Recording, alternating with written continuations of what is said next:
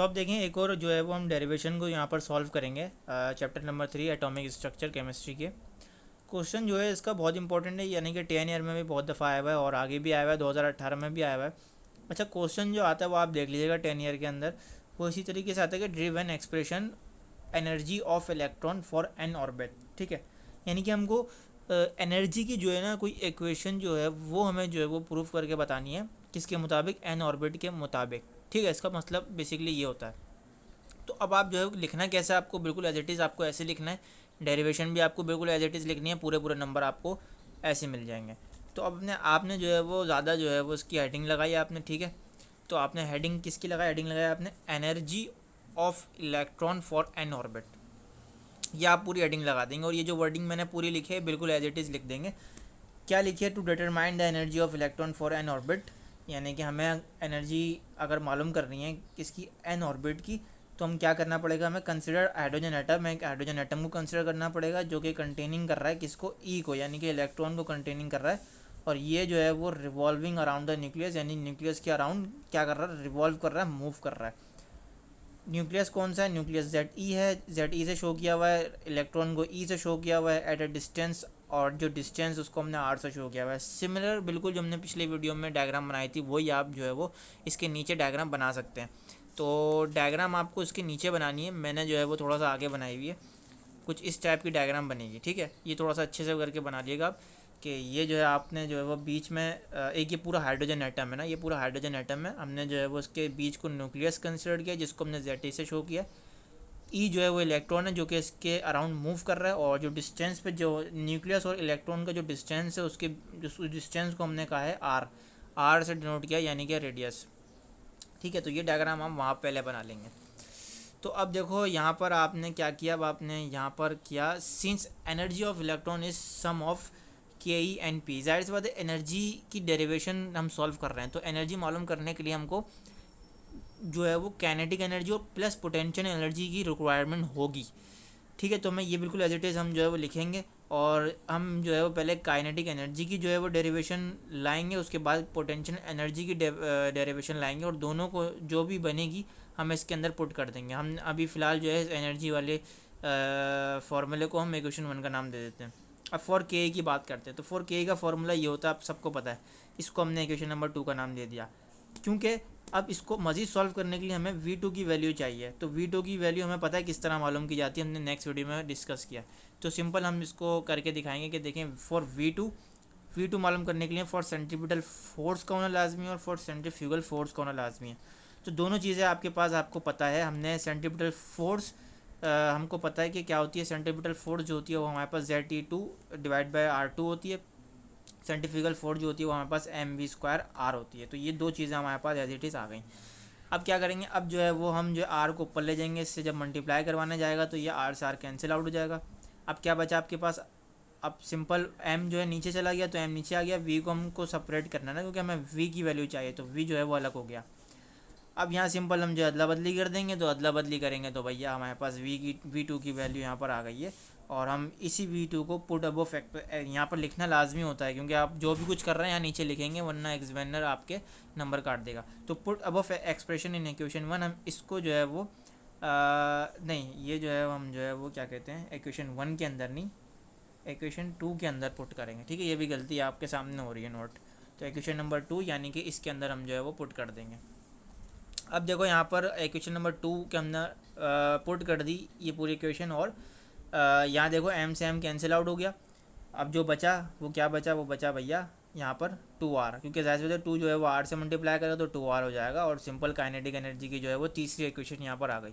तो हम इसको इक्वेशन लाजमी नाम दे देंगे, क्योंकि हमें ये जो है वो ई वाले फार्मूले में लगानी होगी, यानी कि तमाम इक्वेशन हमें इक्वेशन नंबर 1 में लगानी होगी और यहाँ लगानी होगी हमें। सही है, तो अब हम जो है वो पी को मालूम करते हैं। पी किस तरह निकलेगा, पोटेंशियल एनर्जी।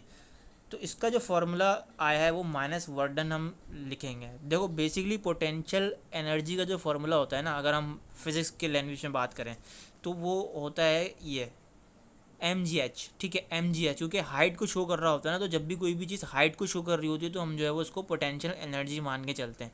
लेकिन इसके अंदर एनर्जी के कॉन्सेप्ट के अंदर, इलेक्ट्रॉन के कॉन्सेप्ट के अंदर, हाइड्रोजन एटम जब हम कंसिडर कर रहे होते हैं तो तो हम जो है वो वर्क डन का फॉर्म यहाँ पर इसका ये फार्मूला बन जाता है, यानी कि माइनस वर्क डन बन जाता है। सही है। तो अब इसका जो है आपको पता है वर्क डन का जो होता है वो यानी कि वर्क डन किसके बराबर होता है, ये वर्क डन होता है एफ डी के, ठीक है, एफ डॉट डी का, यानी F for force dot D यानी डिस्प्लेसमेंट। तो अब देखो माइनस एफ सी यहाँ पर क्या लिया मैंने, सेंटीपिटल फोर्स लिया और डी फॉर डिस्प्लेसमेंट। तो सेंटीपिटल फोर्स हम जो है वो पहले ही हमें पता है कि हमें क्या किस तरीके से होती है, ये होता है उसका फॉर्मूला ना। और आर को हम जो है वो मतलब डी को हम डिस्प्लेसमेंट को हम आर से डिनोट करते हैं, तो ये आर ऐसे आ गया। अब आर से आर कैंसिल आउट हो गया, तो सिंपल जो बचा वो हमारे पास ये वैल्यू बच रही है माइनस में, और इसको हमने इक्वेशन नंबर 4 का नाम दे दिया। अब ये दोनों वैल्यू को हम जो है वो यहाँ पर हमने देखो लिखा है कि put equation number 4 and 3 in equation 1। हम जाहिर सी बात इन दोनों वैल्यू को हम जो है वो हमें यहाँ लगाना है ना, क्योंकि हमें ई की एनर्जी की वैल्यू ड्राइव करनी है, एनर्जी की वैल्यू रिक्वायर्ड है, ठीक है। तो ये जहन में चल के रखो कि हमें अब दोनों वैल्यू पता चल गई। अब इजीली जो है वो हमें ई की वैल्यू यहाँ पर मिल सकती है। तो अब देखो यहाँ पर ये हमने दोनों लगा दिया, सही है। ये जो आ रही थी के की वैल्यू ये भी लगा दी, ये भी लगा दी। अब देखो हुआ क्या, हम पहले साइन चेंज करेंगे क्योंकि यहाँ पोटेंशियल एनर्जी पे माइनस का साइन था, तो इसलिए हम जो है वो माइनस प्लस क्या होता है माइनस हो गया। तो एक तो ये हो गया एक स्टेप। अब क्या देखो, अब यहाँ पर सिंपल हमने एलसीएम ले लिया इसका, तो एलसीएम जब लिया तो हमारे पास ये पूरी आ गई, यानी कि 2r से जब r मल्टीप्लाई करेंगे तो ये हो जाएगा, और सिंपल एज जेड ये बिल्कुल ऐसी एज इट इज़ हो जाएगा। अब देखो ऊपर जो है वो जेड ई स्क्वायर जो है वो माइनस हो रहा है 2 ZT स्क्वायर से, तो सिंपल यहाँ पर एक कट जाएगा, ठीक है। तो जो एक कट मतलब एक माइनस हो जाएगा तो सिंपल ZT2 बचेगा ना भाई। तो अब ये जो है वो हम इक्वेशन नंबर 5 का हमने दे दिया, बिल्कुल एज इट इज़। आप ऐसे ही लिखेंगे, कोई भी प्रॉब्लम हो कमेंट करके पूछ लीजिएगा। अब आगे भी इसकी है। अब आगे क्या है, अब आगे ये है कि देखो आर की वैल्यू हमको पता है, क्योंकि हमने ये आपको याद करनी, और ये जो है वो क्वेश्चन में मौजूद होगी, ठीक है। तो इसको आप याद करने की ज़रूरत नहीं, क्योंकि हम ये प्रूफ कर चुके हैं। देखो 2018 का क्वेश्चन जो बना है ना, 2018 का क्वेश्चन में अगर आपको दिखाऊं तो कुछ इस टाइप का बना है। 2018 में आप 10 ईयर में देखना, ठीक है। तो ये इस टाइप का बना है, और इसके अंदर यहाँ भी ये जो है वो दे दिया जाता है कि व्हेन आर, ये क्योंकि जब ये दे दिया जाता है तो सिंपल आप जो है वो इसके मदद से ही एनर्जी की वैल्यू निकालते हैं। तो ये आपको गिवन होगा, आप इसके मदद से सिंपल एनर्जी की वैल्यू जो है वो आप निकाल सकते हैं। अब देखो यहाँ पर आर मैंने लिख दिया। अब यहाँ लिखा है put above expression in equation 5। तो सिंपल जो इक्वेशन नंबर 5 हमने यहाँ पर बनाई थी, हम इसको जो है वो इधर पुट कर देंगे आर के अंदर। तो जब हम आर के अंदर पुट करेंगे तो सिंपल आपको यहाँ पर नज़र आ रहा है कि हमने जब आर के अंदर यहाँ पुट करी तो सिंपल यहाँ पर 2 जो है वो 2 1 2 और 2 4 4 होता है। तो अब जो है वो यहाँ पर जैसे कि 2 4 होता है, तो सही है। तो अब ये जो है यहाँ पर 2 आ गया, सिंपल एज डेट, और ये जो है वो बिल्कुल एज इट इज़ इधर आ गई। अब ये जो नीचे वाली जो है ना, सिर्फ नीचे वाली, मैं N2H2 की बात नहीं कर रहा, मैं ये 2 pi square M Z E square की बात कर रहा हूँ। इसको जो है हम ऊपर ले जाएंगे, तो जब इसको हम ऊपर ले जाएंगे तो ये मल्टीप्लाई हो जाएगा, क्योंकि नीचे डिवाइड हो रहा था। जब भी हम, ये रूल है कि जब हम उसको ऊपर लेके जा रहे होते हैं तो वो उसका साइन जो होते हैं वो अपोजिट हो जाते हैं। तो अब जो ये मल्टीप्लाई हो गया तो सिंपल एज डेट कि अब क्या होगा, अब ये होगा कि भाई आपने देखा कि यहाँ पर मल्टीप्लाई क्या क्या चीज़ें हो सकती हैं, क्योंकि सिंबल जो है वो सिमिलर होने चाहिए ना। तो यहाँ पर ZT स्क्वायर और ZT स्क्वायर सिर्फ मल्टीप्लाई हो सकते हैं। तो जब ZT स्क्वायर और ZT स्क्वायर आपस में मल्टीप्लाई होंगे तो ये ZT4 बन जाएगा, ठीक है। और बाकी हम जो है वो तरतीब वाइज लिख देंगे इसको, 2 pi square M ZT square, और नीचे एज इट इज़ वैल्यू आ जाएगी N स्क्वायर H स्क्वायर। तो ये जो है वो आपकी ई की वैल्यू जो है वो ड्रिव हो चुकी है, और बिल्कुल एज इट इज़ आप लिखेंगे, इसके पूरे नंबर आपको मिलेंगे, कहीं आपके पूरे नंबर कहीं नहीं गए, ठीक है। तो बिल्कुल एज इट इज़ लिखिएगा, कोई भी कन्फ्यूजन हो, कोई भी मिस्टेक हो, आप मुझे कमेंट में आप हाईलाइट कर सकते हैं इसको।